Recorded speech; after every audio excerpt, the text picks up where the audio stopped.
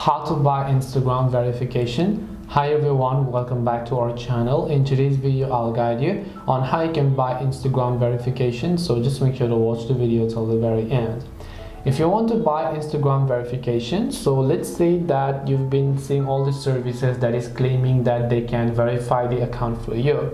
If you wanted to verify your account, you would come to your profile page, tap the three lines option, go to settings, and then just go to account. Then you have to go to request verification. You have to fill in all this form and make sure that you're eligible. Then Instagram will verify your account. Also keep in mind, Instagram will never ask for payment for the verification badge. And if someone is offering to verify your account for money, then they are trying to scam you, and that's simply it. No one else can be able to get the verification badge for you unless you've proved your authenticity.